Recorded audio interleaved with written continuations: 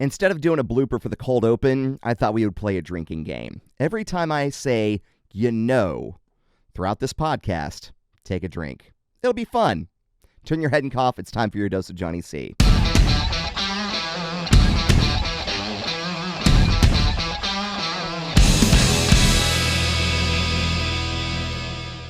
I love science. I love learning. I love facts. I love hosting trivia because I want to know what other people know. I love having something that's entertaining that rewards having knowledge. And unfortunately, science, truth, data, all comes under scrutiny. This podcast, where I recorded the interviews months and months and months ago, so I apologize for the lateness of these podcasts. But when I recorded the interviews for these podcasts, it became more about science communication than anti-intellectualism per se. And so we're going to start with an interview. We're bringing him back, the best man at my wedding, Dr. Boy Scout Ben. And we are back with friend of the show for this episode, Dr. Boy Scout Ben, co-host of the douchebag videos that were made moderately famous back in the ancient late 2000s and early 2010s or 20-teens or whatever you want to call them. Anyway, so Ben is an actual literal rocket scientist, got his PhD from the Massachusetts Institute of Technology, and, I couldn't think of a better authority to speak on this issue, which we are talking about anti-intellectualism and in our culture. And, we're, you and I are admittedly very nerdy. Yes, as I mentioned in my last podcast, and I have no problem mentioning, ever, is, I graduated top of my class in high school. I got a full free ride for my undergrad. Never did anything past undergrad, but you did, at one of the most prestigious schools in the country, especially for engineering. Not sure why they let me in, but okay. Yeah. And so you ended up getting like 2 master's degrees and a PhD, correct? Yes. Yes. So 2 master's, PhD. You also double majored. No, I single majored but triple minored in undergrad. Oh, single majored, triple minored at UCF. That was a weird situation where I had credits to burn because I had taken the dual enrollment credits, but I was also doing engineering, which there's no way to shorten that into a 2-year program, even if you have a 2-year degree. That's just not how engineering works. So basically, I had 4 years worth of school to burn. So I ended up getting 3 minors. Yeah. So that was happenstance. So, in order to pile on to Ben's genius here, so like you skipped the first grade, right? Grade. You started college at 15 while also getting your high school diploma. Graduated with both your AA and your high school diploma at 17. Got your undergrad at 21. Yep. And then you were literally in college for 14 years, literally half your life, when you got your doctorate. Yes. So my own experience, and actually, it's funny, like we've been friends for almost 20 years. I never actually asked or knew whether or not you got bullied in school or not for your intellect. I don't think so. I think I got bullied more for my size and for being kind of weird, but not because I was smart. Okay. I think people looked up to me for that, but that's, I don't know, not something. If I was bullied for being smart, I might have been too dumb to realize it. Or socially inept. Yeah. So, but the thing is like,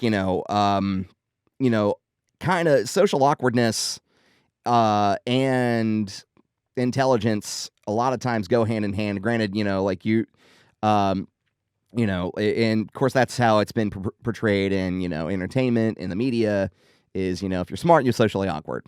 That's how it's been portrayed. It's not always the case, but it's how it's been portrayed. And that's part of the anti-intellectualism problem is, do you want to be smart or do you want to be popular? Do you want to be a genius or do you want to be a genius and alone, or do you want to be dumb and get laid? That kind of stuff. So, and granted, you, I know, for one, are a very handsome man. So you didn't, Thanks. you don't have to, you didn't necessarily have the problem of like being alone. You really didn't have a problem getting a girlfriend. I did back in the day, but also I'm not nearly as good looking. I got the derp teeth. You had braces growing up, like I did not. But you also have been married for like 10 years now. I have been. And I've am been still married. single. So you're still single. You're still single. So like the roles have a little bit reversed because like in some points of view it's like, oh, I won the dating world, It's like the fourth girl that I ever dated in adulthood I ended up marrying. So, I guess that's a little bit of a flex. Yeah, that is. But anyway, but anti-intellectualism, okay? Like if you are smart, then you are ostracized because for several reasons. I think first, it can be off-putting for people who don't have intellectual prowess, who don't have interest in more intellectual activities or academia or anything like that. It's looked down upon because you're seen as elitist. Not you. I'm talking about like the royal you. The like the generalization of you. Is it's looked down upon because like we're viewed as elitists, or intellectuals are viewed as elitists. If you pursue the sciences, if you pursue the arts, if you pursue anything higher than what is considered the societal norm, it's considered elitist. So I think there's some truth to that, in that there is some feeling of elitism when it comes to intellectualism. But I think the bigger source of intellectualism is that it's kind of a threat. People are threatened in a way they can't understand or explain by someone who might be smarter than them. It's almost more of a fear reaction than it is a normal hatred, I guess, if that makes sense. Are you threatening me? Are you threatening me? No, but like, if you're going to be scared of someone who's bigger and stronger than you because they might be able to beat you up, but you can see that, you can explain that. And I think when it comes to people who are more prone to being anti-intellectual, they don't necessarily realize there's a fear driving it. And I'm not saying that's true for everyone, but I think there's definitely a fear element, a threat element to those types of people. Yes, the elitism part is there. But you think that like the view of it being an elitism is actually part of a deeper rooted fear. Part of yes. Fear is the deeper root than just like being viewing these people as elitists. Fear is one of the roots of anti-intellectualism. Yeah. And pretension, I think also, like I think the pretension that I know that a lot of folks in the higher arts, the visual arts, like can be viewed as pretentious, of higher, like anybody of higher mind in the visual arts can be viewed as pretentious, or can be, and overall it's just off-putting is what and it can is. Be classist too, because you talk about the high arts that let's going back a few centuries, like symphonies and ballets were sort of the things that rich people could afford because they could do that, and sort of the economics of that have changed. But even Broadway, like Broadway tickets are really expensive. So if people, generalizing of course, people are probably off-put by those types of arts, not because of the artists, but because of the people who can afford to go there, and therefore they associate those elitists who go to those shows with the poor actors who make those shows. Right. We talk about, Hollywood's rich, and it's like, 1% of the actors in Hollywood are actually like rich enough to get by on their salaries, and then the rest of them like barely get any work. They're waiting tables most of the time. I'm making those numbers up, of course, but like I think it's like there's a sentiment that tracks with that, I think. So this is being recorded during the SAG-AFTRA and WGA strike in Hollywood, and of course, like, we're trying to kind of honor those who are striking by not making reference to any kind of struck properties or anything like that. But you're right, is, like, actors, like, we view actors, that's a great example. Like, we view actors, like, we think of actors, we think of, like, these A-listers who are, constantly in the movies. Like, you look at Matt Damon or like Hugh Jackman or Scarlett Johansson. It's like, in all of these movies that, like, have broken box office numbers, who we see all the time in the tabloids. And then, but the actors who are, like, even semi-regulars on television shows, don't make that much, and they have to work on multiple projects in order to even make a living. And I think we're getting a little off topic, but that's okay. But I will say, when it comes to celebrities and their influence, yes, that touches on two other points I want to say. We talked about fear. We're talking a little bit about elitism. The bigger one is mistrust. And that is a dual branch problem. Yes. Because there's mistrust in people who are smart, who claim to be smart, that aren't actually smart. And then there's mistrust in people who are smart, who are not communicating correctly. So let's stay on sort of the actor side. We see, big celebrities having their charities, or they're trying to lecture us on global warming or something. They're not necessarily correct or the authority on the thing they're talking about. And so the general public might misconstrue them as, oh, you're just an actor. Stay in your lane. Don't talk about these things. Part of that could be, maybe the actor did spend a lot of time studying these topics and actually is qualified to speak on it. But then in other cases, some of those people aren't qualified, and they're saying things that might not be true, or are coming at a way that doesn't make any sense. Right. Those kind of people, I feel like. Go ahead.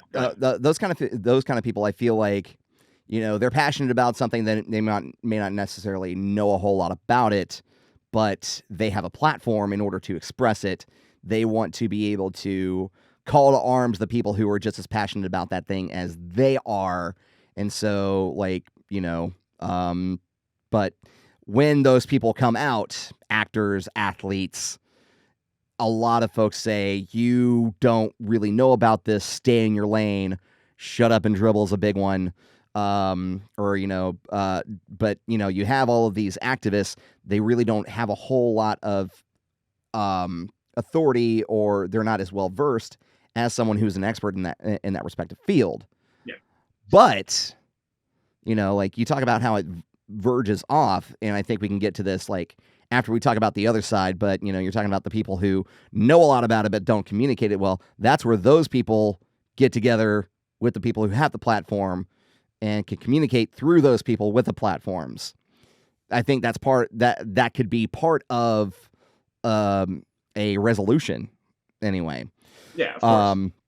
Like, you could get good example. Jon Stewart talking about like, he passed these bills on the burn pits, also the 9/11 benefits, and talking with all of these experts on, the law, the case law, that kind of stuff, and them approaching him, and it's like, hey, Jon Stewart, you have the platform, like, you can get the word out.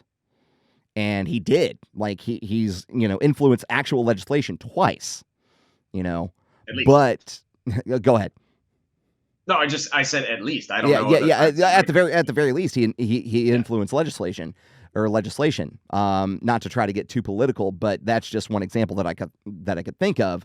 And then, so, like, if we had more avenues like that, where we had these experts talking with these, with these people of influence, I think we could actually kind of try to curb all of this. But I'm putting the cart before the horse here.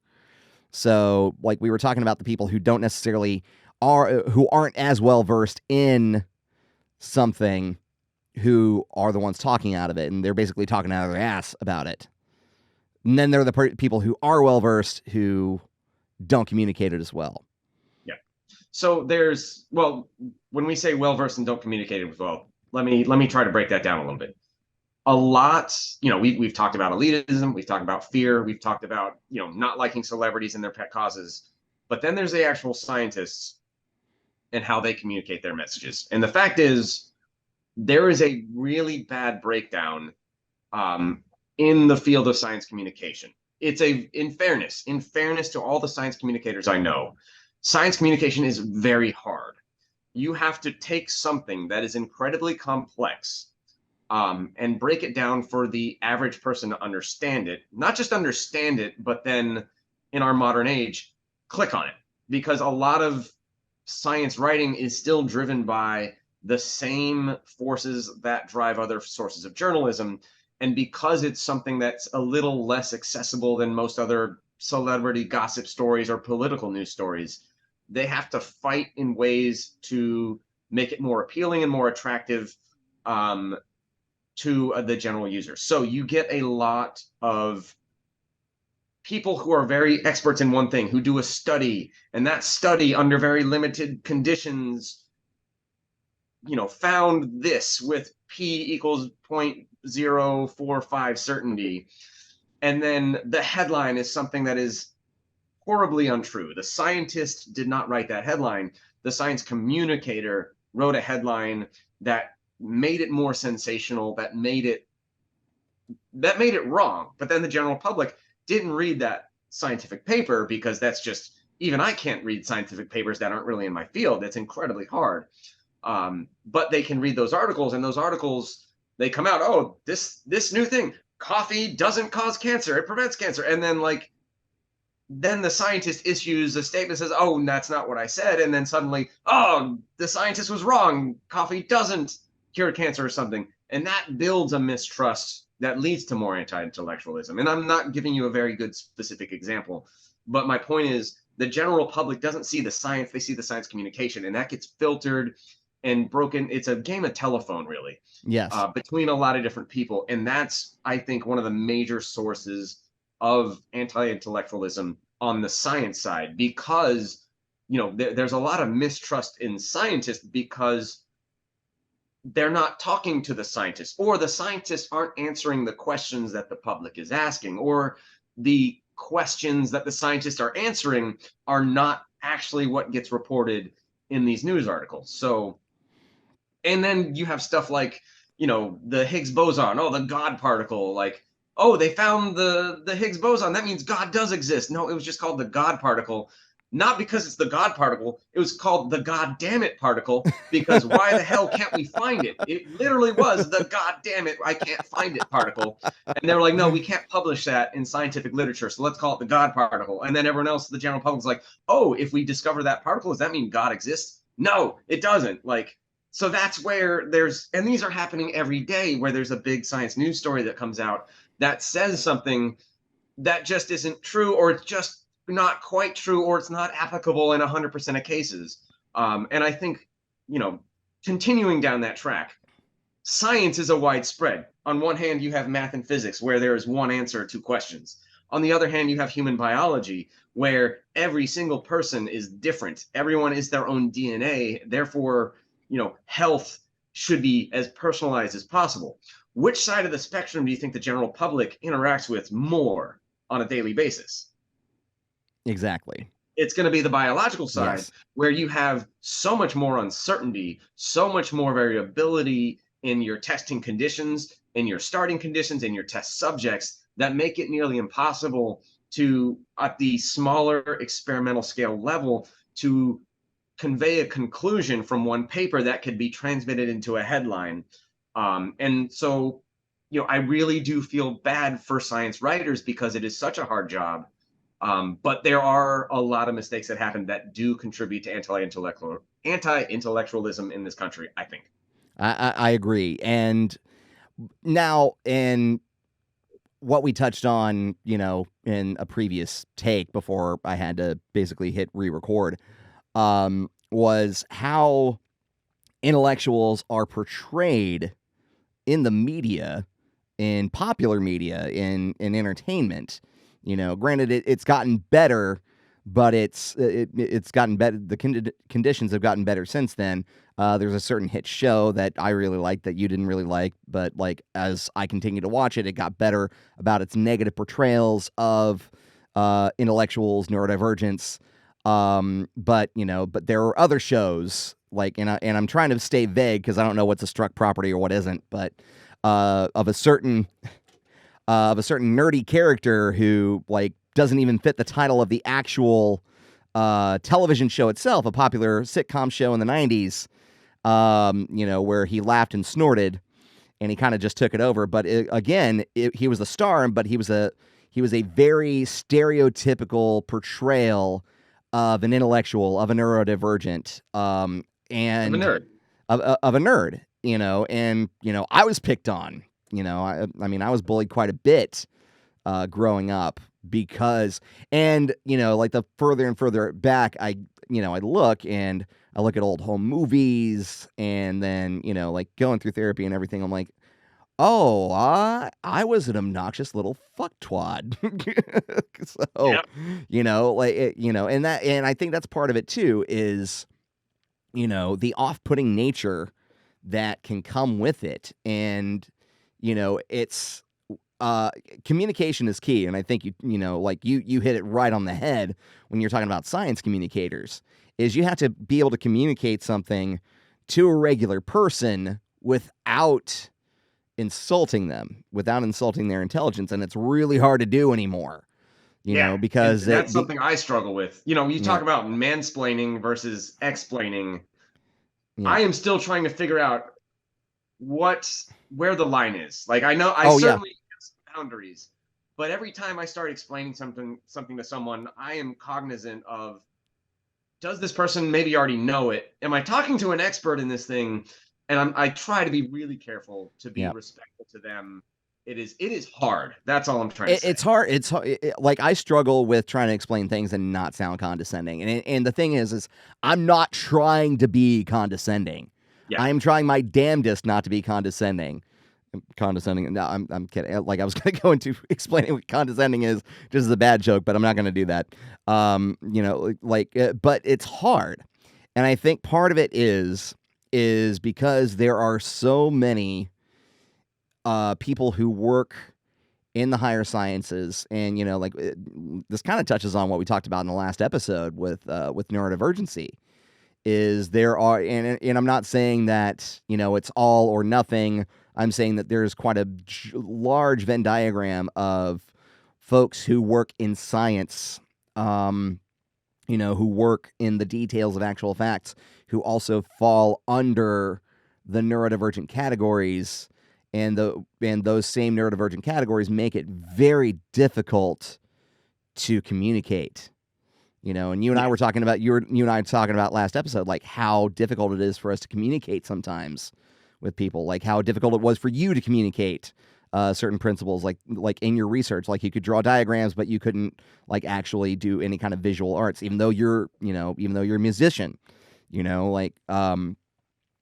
but I think, but what's really become prominent now, it's like it's gotten better, but it's also gotten worse. And I think it's because, like, through social media, we're becoming more and more marginalized. Like, everyone's becoming more marginalized. It's like we're being put into different boxes. But I could post something. I could post something that has like merit. That comes from like Scientific American, or comes directly from the Massachusetts Institute of Technology, like an article, like a peer research paper. Post it. And then my idiot friend from middle school who pinned me up against a locker and wrote, "You're a place homosexual slur here," on my back, commenting saying, "That's fake news," And now we have flat earthers that I don't know how. How did that become a thing? I do know how, and it's grifters. Grifters are profiting off that type of anti-intellectualism, and that's a machine that is self-sustaining and divergent.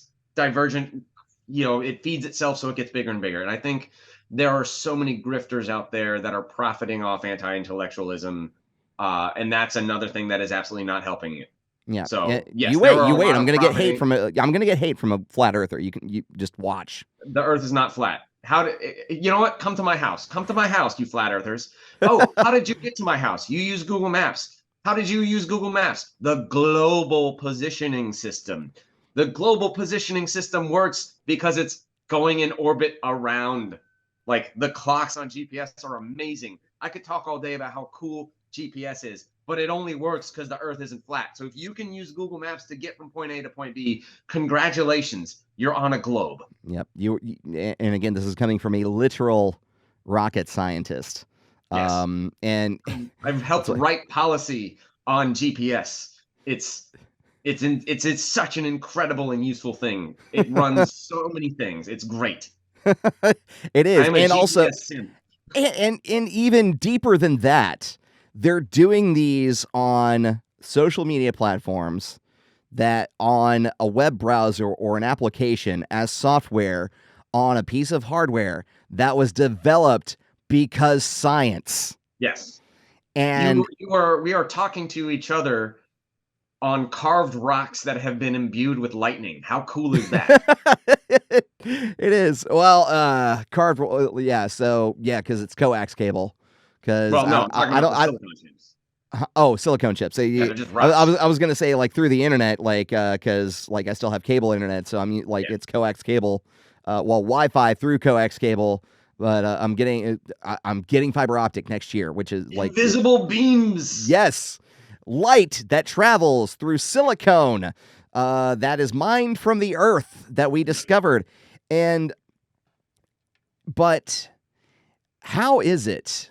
Well, and it's probably the impossible question here, and I think like honestly, if we had an answer to it, if we had a definitive answer, then like all of our problems would be solved. It's like, how do you convince these people to trust you? So that's a great question. I think part of that is people get so lost in their own skepticism that they don't want to. It's shameful. It hurts their brains to admit that they're wrong. To rather than backing out and saying no, I was wrong, they have to double down. And Yeah, so the that's dig in their again heels. where Yeah, the culture of grifters come in. That's self-reinforcing. The thing about a lot of anti-intellectuals are they do exhibit skepticism, and skepticism is very important in science. You have to be able to question whether or not something's true. You have to, like, science is all about asking questions. But the problem is we're asking questions about things like, is your methodology actually the best way to have produced the results that you're trying to get or that you think you're going to get? Not, is the earth actually round or flat? Those have been settled debates for centuries. And I don't understand why we're going back there, but that's why, because they've taken what should be a healthy scientific skepticism and bloated it beyond recognition. And so that's there's an element of healthy skepticism buried in toxic skepticism, I think. and you keep mentioning the grifters. What do you think their motivation is? Money, Money, power, money, power. influence, selling boner pills to people who would use them. I don't know. There's so many terrible, and even those products are just total grifts as well. So it's grifts on tops of grifts. Grifts on grifts on grifts. Yes, stacks Racks on on stacks. racks on yeah. Racks on racks on racks. Yeah. Okay, so what are some things um that you viewed like in your experience in having to communicate science to the general public, and you've had to do it a lot. What have you found is the best methodology to do so? Um, I would say the best way to do that is to imagine I'm talking to my parents. My parents aren't dumb, but they're not scientific minded for sure. And so, even with my doctoral dissertation, I wrote it in such a way that I think more people can understand it. I was not trying to shove $10 buzzwords in every sentence. or if I was using them, I had already defined them way up front. So that's not exactly a universal way to think of it, because when you try to, I don't want to say dumb down, but certainly de-jargonize what you do, it can be tough because then you spend more time talking about the setup and how you even got to where you are. So really, there is no one-stop shop formula, especially, and that's why we have science communicators to help with that process.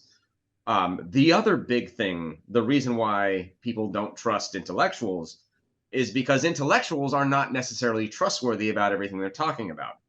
I'm an aerospace systems engineer. Um, I am not someone who is qualified to talk about the latest developments in astrophysics. And yet people come to me and ask questions. Hey, what about this black hole stuff? What about the Higgs boson? And I have to remind myself, I have to be humble enough to say, I don't know about that. That's tangentially related to what I do. I know people who have studied those things. I have studied what is the equivalent of the third grade level in that.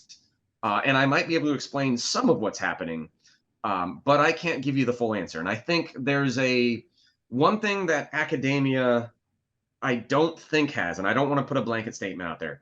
One thing that academia may be missing that I think US military officer training does have is that military officers are forced to ask themselves, how could I be wrong?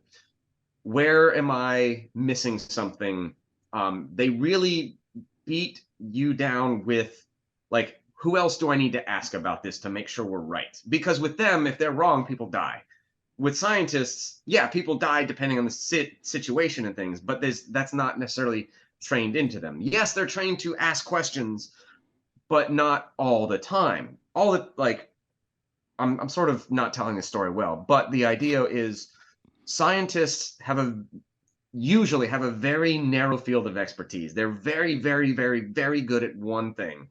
Maybe more things. They're maybe, it's sort of a spectrum. They got, one high peak and maybe they got some others, but then you sort of stray outside of that and you don't realize how much you don't know.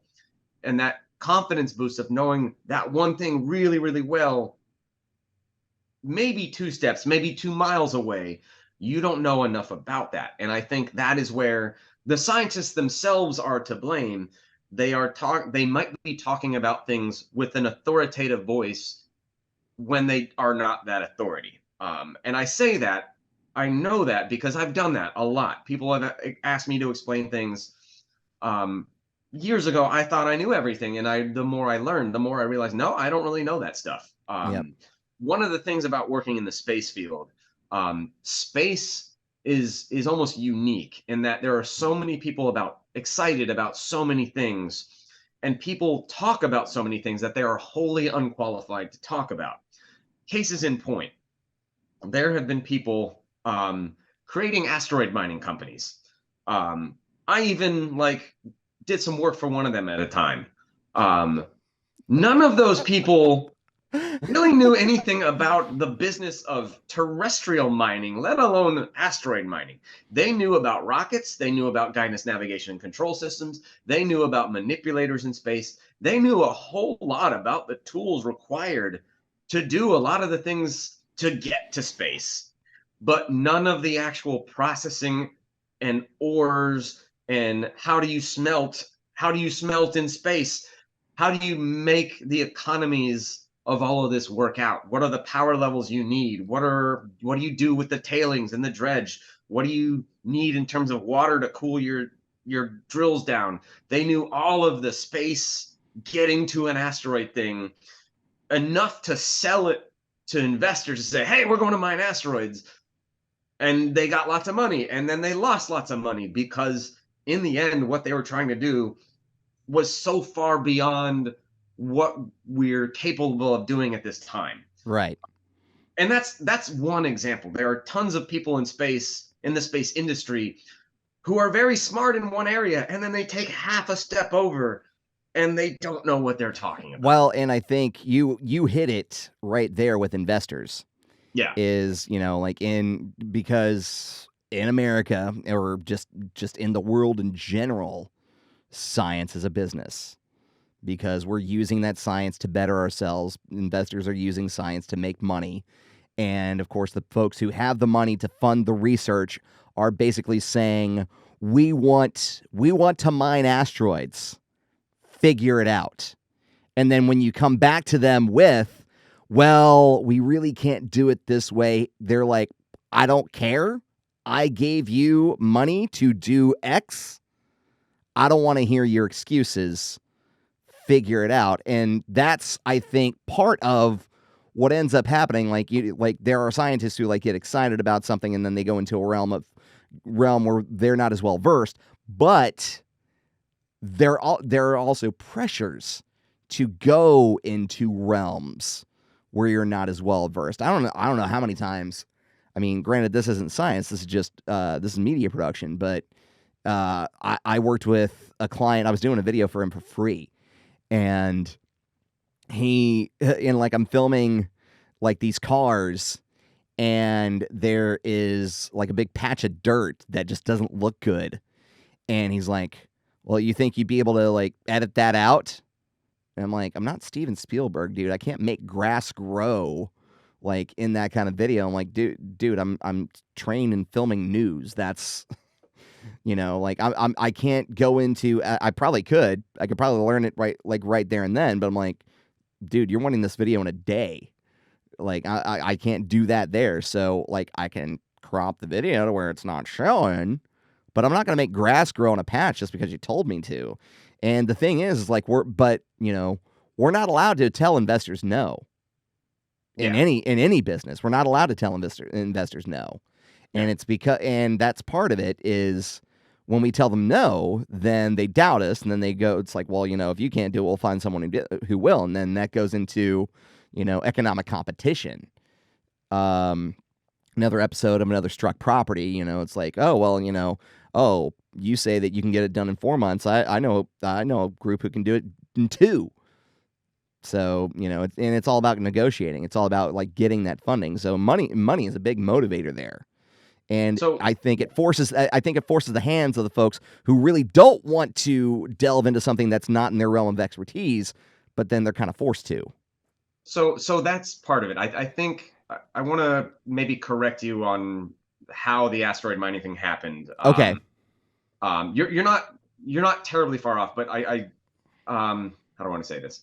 So basically, scientists studied meteors, and they discovered, hey, there's a bunch of water on a lot of different types of asteroids, and there's like 100 times the density of platinum compared to most of the platinum mines on Earth. Therefore, there must be a lot of water or platinum or other things, other rare earth elements that come in higher densities in space. And then a rocket scientist like, oh, maybe if I made these assumptions, that would generate this much water we could mine or this much platinum. And then they go to an economist that says, hey, or a space economist, let's say, if we had this much water at a moon base or wherever, that would save us $20,000 per kilogram that we might have. Or like, oh, the cost of platinum is this much on Earth. We could sell it for that much. That means we could make a profit if we can do it for, let's say, some price point X. If we can do our whole business at price point X, this becomes feasible. Then suddenly price point X that maybe 3 lines of scientists found becomes what they go to investors with. Hey, if we can do it at X, then it'll be profitable. And then the investors hear, we can do it at X, we'll get you that money. And so there's sometimes that disconnect as well between what it would take for something to be profitable and thinking you can already do that. And I say this because I have a lot of friends who worked in asteroid mining, and I love them all. They're great people. They're very excited people. But as we later learned, some of the basic economics just didn't work out. Why? Who's paying $20,000 for a kilogram of water right now? No one is. Would they in the future? We don't even know. NASA was trying to they're trying to build a space economy, but it's like there's so many things that happened with those companies that were just sort of jumping too far ahead of their technologies and business cases that it just didn't work out. Will asteroid mining ever be a thing someday? I hope so. It Well, does not make sense I mean, right it's kind now. of necessary if we're going to colonize, Yes. down the road. So, Yes. Yes. And that's why I don't want to poo poo on it too much, right. because it is awesome. It is so cool. And sometimes people just want to do cool stuff and then it doesn't work out. But like, anyway, we're straying slightly from the topic, but that is another element Well, of someone trusted a scientist, someone trusted a very well written, researched, fact, evidence based scientific paper that says all this is what it is. And then there's 100 other steps between now we're bankrupt. well, and so actually the point that I was going to get to was, like that said scientist is pressured into going into a realm that, again, that they're not as well versed. Yeah. And then it kind of forces their hand, and then eventually it forces their hand. They come out with information that they're not well versed in, and then you have a bunch of people like debunking what they said, and because they were forced to say something that they're not well versed in, and that in and of itself generates mistrust. It's Yes. well, you're supposed to be the expert on this. Then why were you wrong? Why were you wrong on this? Well, if you're wrong about this, then you're wrong about everything. That reminds me of probably one of the most interesting cases of misinformation and bad science I've ever heard. Deflategate. And I bring this up. You are not about to defend Tom Brady. No, I'm about to shit on Bill Nye. Bill Nye put out a video basically calling Tom Brady a liar, based on bad information. So like the way that story started was one person put out a tweet, said the balls were 2 psi under pressure. Then Bill Nye made a video, said, nope, that's not works. Tom Brady's clearly a cheater. It has nothing to do with how the ideal gas law works. And then there was a bunch of studies that showed, well, first off, that the data from that original tweet was wrong. It was between 1 and 1.5 psi. Two, the way they did the measurements and the comparisons to the Colts balls actually like showed it perfectly. And then the company that ended up being the ones from which they were able to hang Tom Brady from was called Exponent. They're the people who wrote the reports that said cigarettes aren't bad for your health. So you don't trust those statisticians. But then all these other scientists came out and looked at the data and were like, oh yeah, this is entirely explained by the ideal gas law. And then someone confronted Bill Nye about it later and was like, hey, Bill, we've got this paper that says Deflategate was not a real thing. Would you like to retract your statement about what you said? And he didn't. He was a scientist who was presented with a case with information that showed that he was initially wrong. If he was a good scientist, he would have maybe taken a look at the paper to say, oh, B, hey, I was wrong. I need to retract my statements. But instead, he doubled down because he didn't, for whatever reason. I don't know his reasons, but he could maybe not have wanted to be seen as wrong. He instead doubled down on what was wrong. This is Bill Nye, who's not a scientist. He's an engineer. Yeah. But here's the thing is that everyone uses Bill Nye as the go-to scientist. Right. Because like folks our age grew up with him and he's the familiar name. And that is marketing more than anything else, is utilizing Bill Nye, which, he's done respectable things. Exactly. He is the head of the Planetary Society. He is an expert in a lot of different things. The ideal gas law was not one of them, as well as coming to conclusions before data was completely known. But but the reason that he doubled down is just because, and that's the thing, is that he knew. Granted, I don't know what was going on in his head, but I don't know. But like in my mind, if I were in Bill Nye's shoes and someone presented this with me, and actually this happens with me in trivia all the time. Like I have a rule. It's like, these are my rules, my questions, my answers, my judgment. If you don't like it, go home. And sometimes I am wrong. I am wrong on a question because I don't use trivia sites or anything like that. I write my own questions. I, as bad as this term is, do my own research. But as stigmatized as that statement is anymore.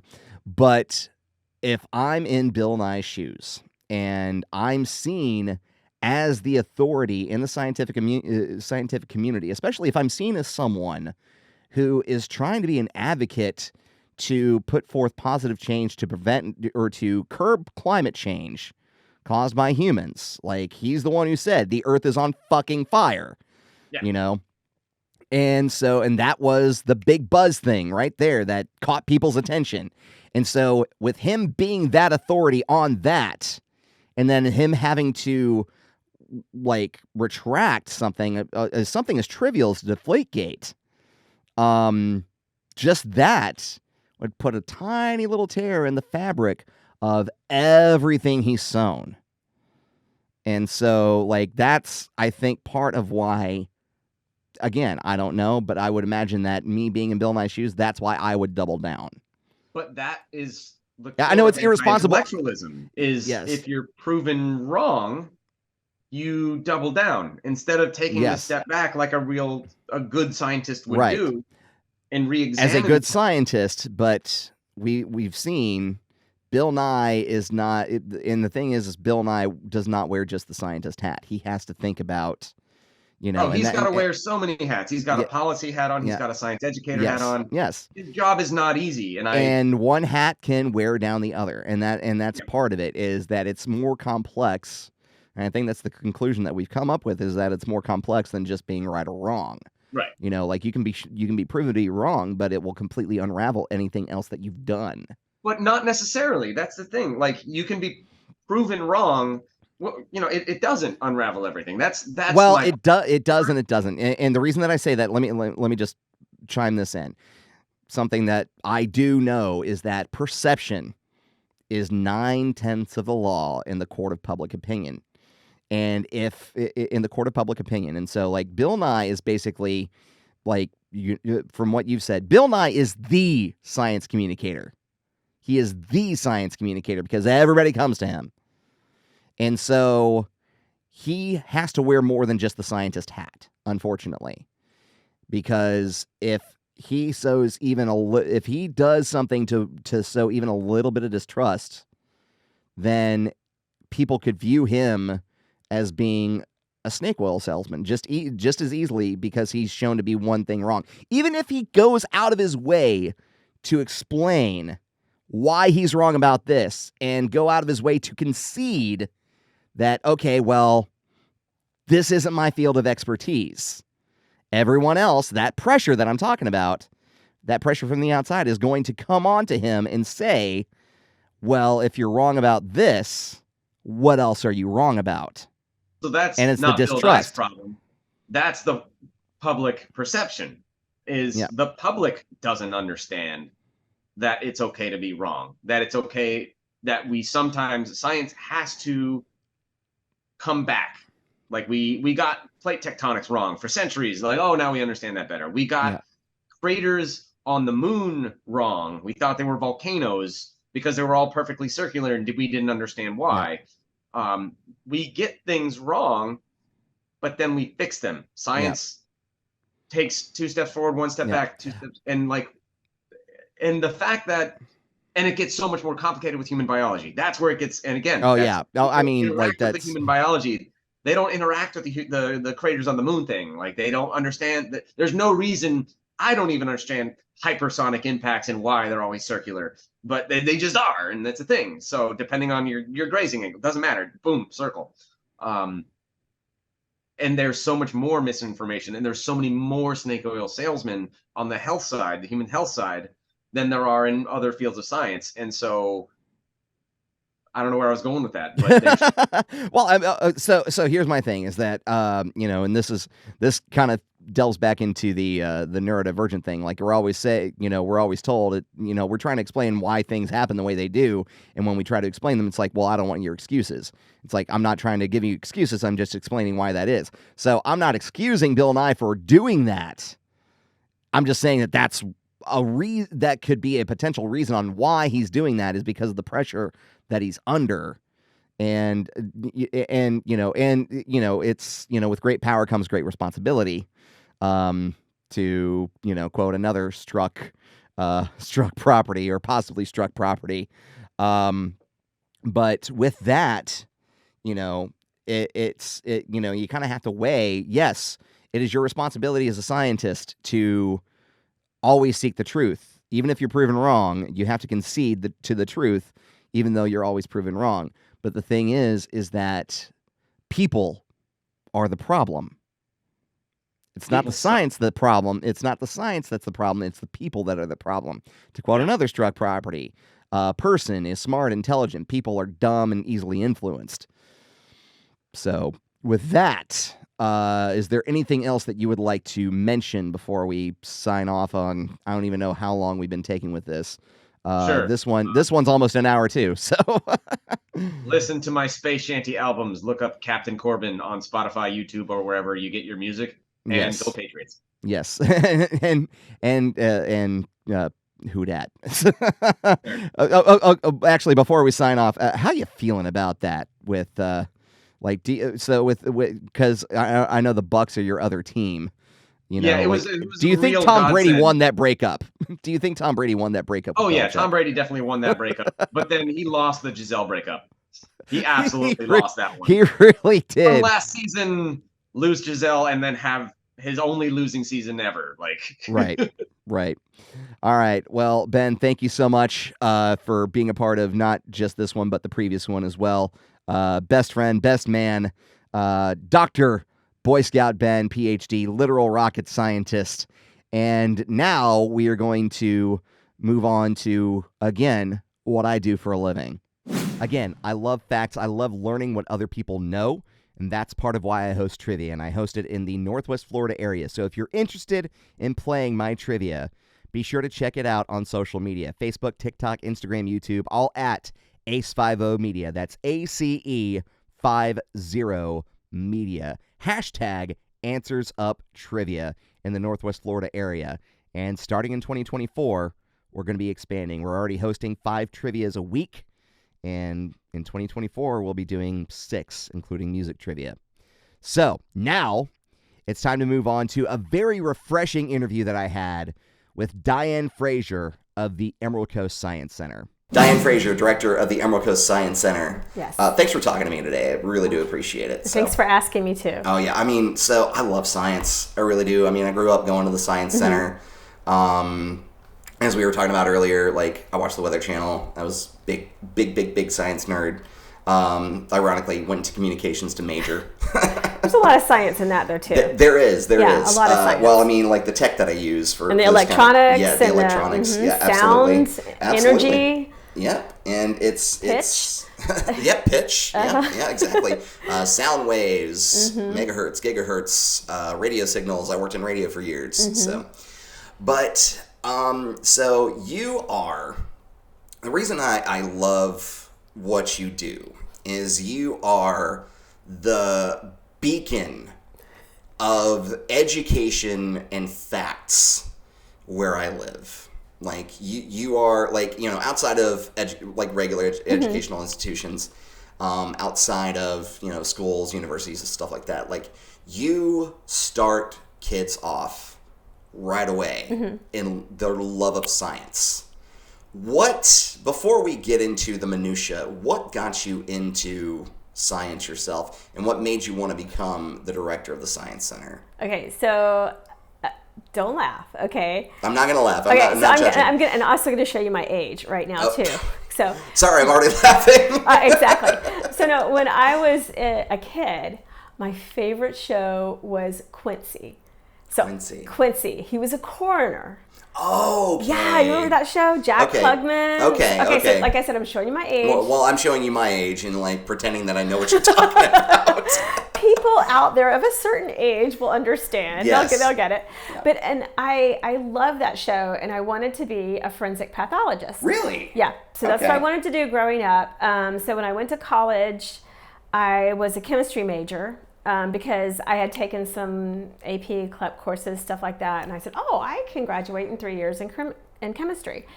And so I did that, which is, I would never recommend anybody trying to rush through college. Don't do it. No. Don't do it. Because enjoy the experience. Exactly. You never get that time back. And so it's also a great time for you to explore, like, who you are, what you believe in.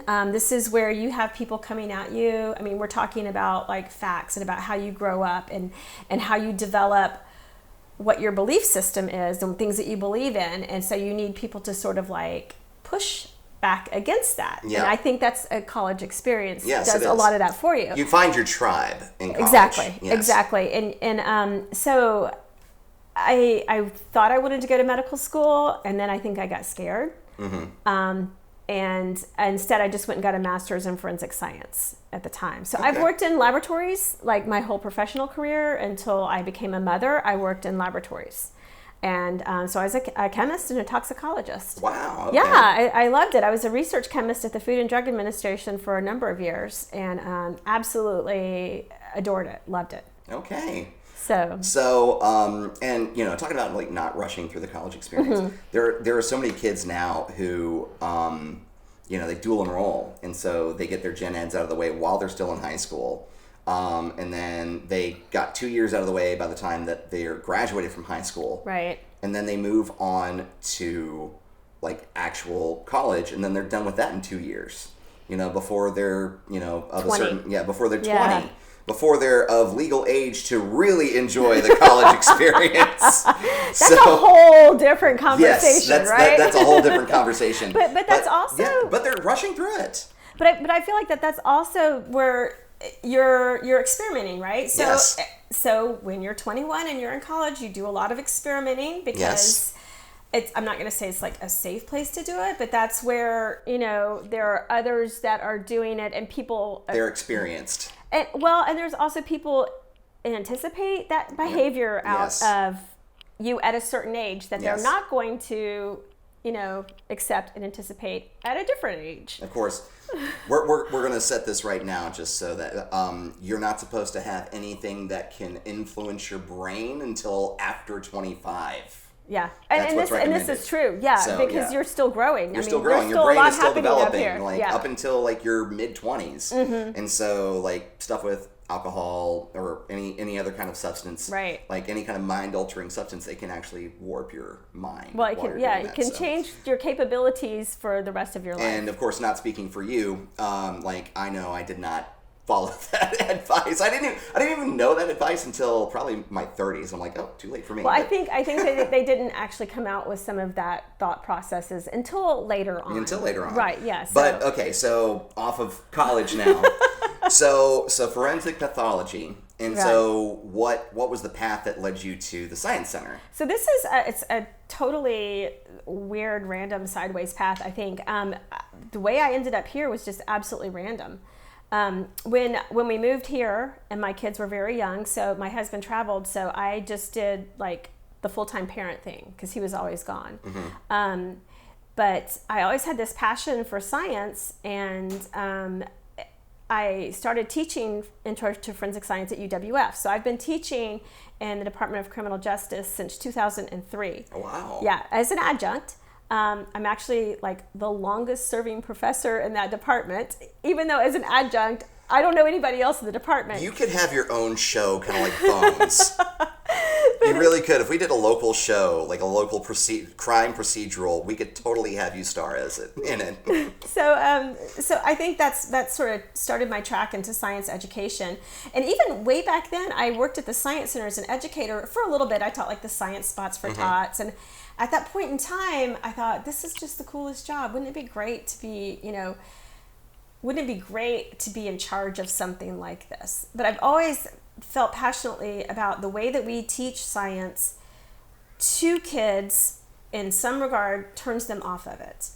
And I've always felt like there has to be a more engaging way that we can approach this, that we can make this fun and exciting, because everything's based on science. And every decision that you make is, if you make it in the appropriate way, you're using the scientific method to make a decision. Yes. You should. I mean, you should go out there and collect data and, and test things and before you make decisions. And I just always felt like that was what I wanted to do. So when I actually was asked to join the board of the Science Center in 2014, it was right about the same time that they were getting ready to move into this new location, new/old location. But and I had joined the board, and the then director left to take a full-time teaching position with the school. Okay. And I think the thought was at the time that the Science Center might not make it, you know, once they moved, because we're purchasing the building. Yes. So the dynamics of the, you know, the finances changed dramatically. Yeah. From renting a facility to trying to purchase and own and manage a facility. And so I had no business experience, no nonprofit experience. I had a lot of enthusiasm and a lot of ignorance. And that can be a really great combination sometimes, because your enthusiasm can sort of help you get over your ignorance. Yes. Sometimes it can be a really good combination. It can, but at the same time, like, I think also you don't become jaded from it. Like, you know, like you're not jaded from your previous experience in doing it. So, and I think that's been kind of like, you know, it's what, almost 9 years now. It was 2014, so we're in 2023. I think I've always just sort of said, okay, just you know, put your head down and just keep moving forward. And then you have this idea or I have this idea in my head, and I feel like it should be doable, right? Yes. And so I ask people to help me. Sometimes they do, sometimes they don't, but I'm still going to do it, you know? Absolutely. So, so yeah, that's how I've spent the last 9 years of my life. Now Now that we know your background, what do you think is, so the whole podcast is about anti-intellectualism. so that's a big beefy topic. It's a big beefy topic. But so, like, how intellectualism has been portrayed in popular culture, you know, like, I can't talk about any struck properties. We're in a writers and actors strike, so I can't talk about anything specific that might be owned by the people that are being struck. Otherwise, I'll be considered a scab. But there was a certain show on the air with a guy with glasses and snorted when he laughed. You know, it was on Friday nights in the 90s, you know, played by an actor named Jaleel White. And of course that, you know, like, we love the character, but it was sort of a negative portrayal of intellectuals. And like another movie, Revenge, that you know. Yeah, that was during my college time. That was during your college time. Oh, yes. And of course, again, another negative portrayal, and, you know, like, the pocket protectors, the thick rimmed glasses, just the social awkwardness. Don't get me wrong, I'm socially awkward. I am. I think that actually kind of comes hand in hand with it, but just the negative portrayal. It's like, okay, well, if you want to be a nerd, you know, like, you're going to be, you know, socially awkward. You're going to be an outcast. It's like, it's not, you know, like, be cool, man. It's not good to know too much. So, how do you curb that? How do you yourself curb that negative stereotype? By the way, before you answer, she's wearing a DNA dress just for this and for another video that we're doing. And so, like, I saw, like, the first time I saw you wearing that at a meeting that we were at, like, I'm like, oh my God, you're my people. You're my people. Like, the fact that you have the double helix on a dress, the fact you were able to find something like that is amazing. So, like, your passion for science, and that's the thing, is how are you able to share that kind of passion? Let me rephrase from, like, just how do you curb that? How are you able to share your passion with those who have that preconceived notion that being knowledgeable on something is viewed as a negative? I come at it from the point of curiosity. Okay, so I say that if you're curious, okay, and I'm talking about curious about anything, but curiosity is what drives science. Because if you study much of science history or anything like that, I mean, these discoveries that are made, these items, these things, this technology that we use every single day, somebody had to think about that, right? And so you have to appreciate that somebody spent their life doing something so that your life could be easier. So you can't really, you know, diss on the nerds, because the nerds are what have you a computer in your pocket. The nerds are the ones that, you know. I hate them nerds. Exactly, right? But I mean, we don't appreciate that. But then also, I think a lot about wonder and joy. So I look at it as like, if you're curious, if you want to know something, and now it's so easy to find out information because you just Google it, right? You don't even have to type it. You just talk to your phone, and your phone will look something up for you. Well, yes and no, because there's disinformation out there. So we're going to talk about confirmation bias too. So that's okay. a whole Go ahead. nother, Yes, absolutely. So sorry to interrupt. Go ahead. But I think the thing of it is that if we lose our sense of curiosity, if we lose that sense of wonder, because if you are curious about something, if you wonder about something, if you find out about it, that aha moment sort of like releases serotonin. It sort of like brings you a moment of joy. And I think that's the problem, is that we're so busy. We're so made up busy, you know what I mean? But we're so busy that we forget to slow down, and we forget to appreciate, to look at a tree. You know, I mean, I talk about this all the time, because I think if you look out your window, look at a tree. I mean, we can send a man to the moon. We can't make a tree. Not from scratch. No. With a seed. Right. And soil, but we can't make the soil. We can't make the seed. Exactly. And that tree is a living thing. And that tree does a lot for us. It shelters us. It builds our homes. It cleans our air. You know, all of these things that this tree does for us. And we don't ever think about it. You know, and that hurts, you know, because we don't appreciate it, and we chop it down like it doesn't mean anything. And I think that if we just slow down a little bit, and it would just make us happier people, honestly. It would make us more joyful. It would make us kinder to each other. Absolutely. And I think that that's the thing. Somehow or another, we've gotten away out of the habit of taking a moment to just find a moment, you know, just to ask a question.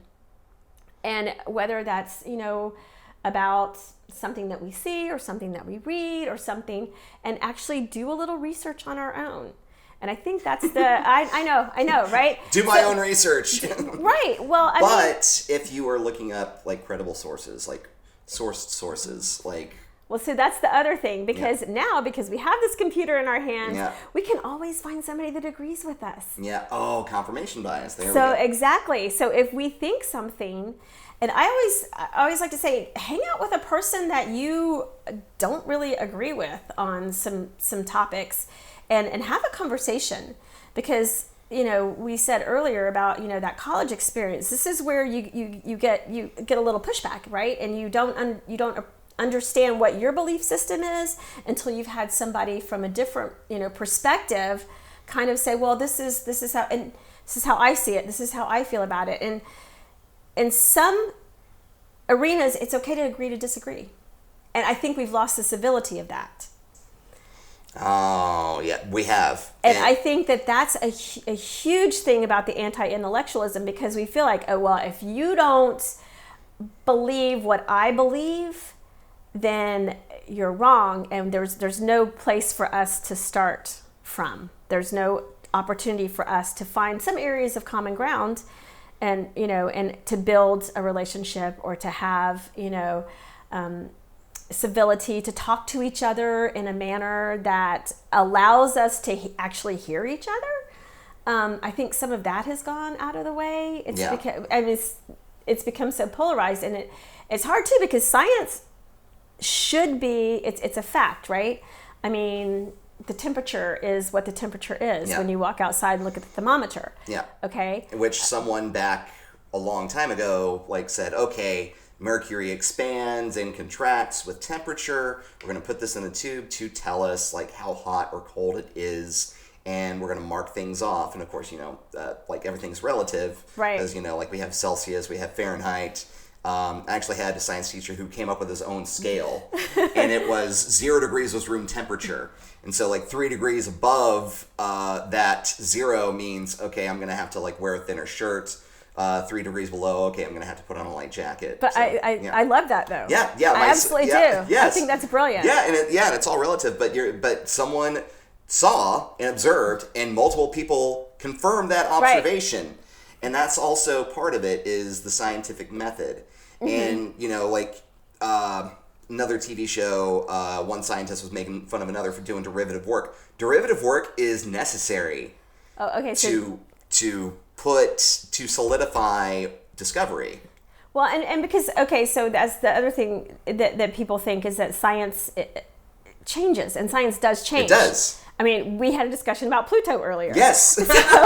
So, I mean, science evolves, science grows up, science changes. As we get new technology, we learn things that we couldn't see or measure before because we didn't have the technology or the techniques to measure it. Yeah. I mean, we used to think what an atom was made up, and now we're over here, doing fission and trying to do fusion. Yeah. And, that wasn't 200 years ago. Yeah. We were just discovering oxygen. Yeah. I mean, so...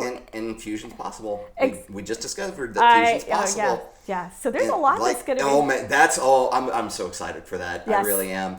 And then also, of course, because science changes, then you have the naysayers who's like, oh, well, it was this was a fact a while back. It's always changing. I'm not going to believe it until it changes again or whatever, until it confirms your own confirmation bias. Right.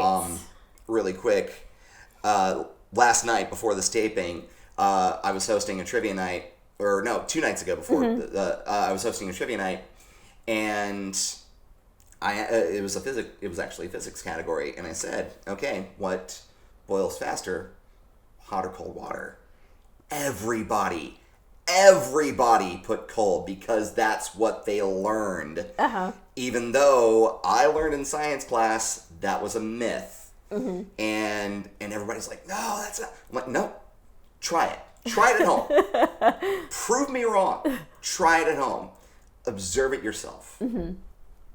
And so, but yeah, confirmation bias is one of the more dangerous things that we have to kind of overcome.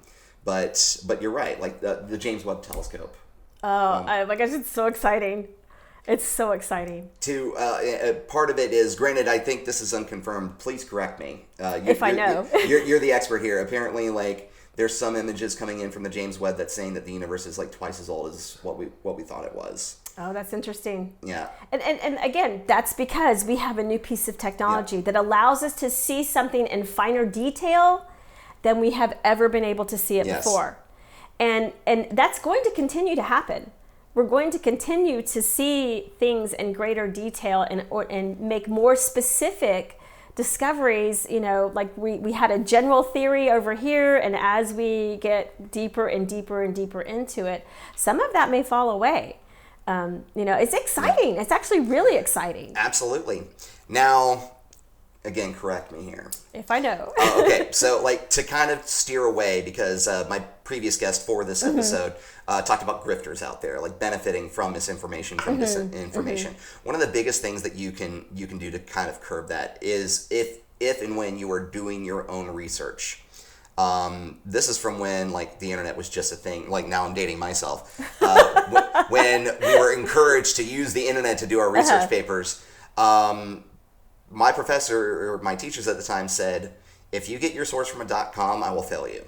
If you get but if your you need to have your sources from either, and it's more true for one than it is the other anymore, either a .edu, which still holds true because it's from a university, right, or a .org because it's a nonprofit, but there are a lot of nonprofits that put out disinformation anymore. Sure, but also they have their own agenda. But more than anything, .edu. Because those are the places that do peer-reviewed studies, that do... So you just touched on a really, really important concept. Okay. And that's the idea of a peer review. Okay. And that's where you can really get into what can become more trusted science, more trusted facts. And peer review takes time. So that's another thing, because we're in this 24 news cycle and something breaks and somebody says something and you're like, whoa, you expect science to get you the answer right away. We may have an answer, but we don't know, this is our best guess, right? But we're not going to know if that's an absolute, correct answer, but we have to do peer review. And peer review means that a team of other relevant scientists. So if I'm doing toxicology, I'm not going to ask an astronomy person to peer review my toxicology because they don't know. Yeah. So by talking about peer review, we're talking about your peers, people that are in the same discipline, the same specialty, the same area of science as you are, have to look at what you're saying. They have to test it. So if I do an experiment, I have to list step by step, and they have to take it into their laboratory, and they have to do that experiment in order to be able to certify, to peer review what I'm saying happened in my laboratory. You won't remember this, but years ago there was this cold fusion that these guys, I think they were out of Utah, did, because we brought up fusion. Cold fusion, I remember it being kind of a joke. Growing up myself. So. Right, because they came out and said, we can do cold fusion. Well, of course, fusion is what happens in the center of the sun, and there's lots of heat, right? So that's one of the things that we think about fusion. And so they said they could do cold fusion. Well, nobody could ever repeat that. Right. So that's not real science. If a completely independent entity can't duplicate the results, repeat your results, that's not peer review. Yeah. And we talk about the forensic science aspect of it a little bit earlier. So that's one of the things that we talk about, whether it should be put into a court case. Well, we have an adversarial system, so the defense has somebody, the prosecution has somebody. But we have to determine, is this junk science? Is this relevant science? Well, how do we know? Well, we look for peer review. Right? Has this been published in the Journal of Forensic Science? Has it been published in the Journal of Analytical Toxicology? So we know where to go to look for peer-reviewed science. So I think that's where, like anytime that we talk about something in science, especially something that's new and breaking, we're not going to really know for a while. And I think that's part of where we get this disconnect, is everybody wants an answer right away because they're so used to this instant gratification and knowing right away. Sometimes it takes a while before you really do know. And people are impatient in instant gratification. Exactly, right? Exactly, right? You don't answer my phone after 3 weeks. Answer me! Tell me my... Exactly. And sometimes we have a best guess based on the science that's come before us. Sometimes we have no idea. Yeah. Isn't that incredible though? I find joy in that, because I think I am happy to know that there's still things that need to be done. Yeah. There's still things that need to be discovered. I think it was like Niels Bohr, Ernest Rutherford, or one of them. These are the guys that win Nobel Prizes for discovering the different parts of an atom. At that time, they thought they'd discovered everything. Yeah. That protons and neutrons and electrons were it, and that was it, right? And now look at everything that's happened in between then and now. And I love that. I love that we still have discoveries to make. We know more about outer space than we knew about the bottom of the ocean. There's still so much for us to learn. And that's great, because that means that there's still reasons for kids to go to school today. There's still reasons for them to do experiments. There's still reasons to do basic science. Lay the foundation, confirm, things that we've observed before. I absolutely love that. And that's exciting. It is. It's very exciting. And I love that you were on the forefront of educating and encouraging curiosity of young kids and getting them started at an early age and having them explore that curiosity. So... we're still kids, right? Well, yeah. I have not grown up, so here, yes. We're kids in here, and and as a mustachioed soccer coach, fictional soccer coach once said, just got to be curious. I love that. And that exactly, and that is absolutely right, because curiosity brings wonder, and wonder brings joy. So it's a straight line. It's a direct line. And when we lose that ability, we really get disconnected, I think, from the full gambit of what life has to offer. And so how do people discover the Emerald Coast Science Center? I believe it's ecscience.org. ecscience.org. And there's places for them to fund this, because this is a nonprofit organization. Absolutely.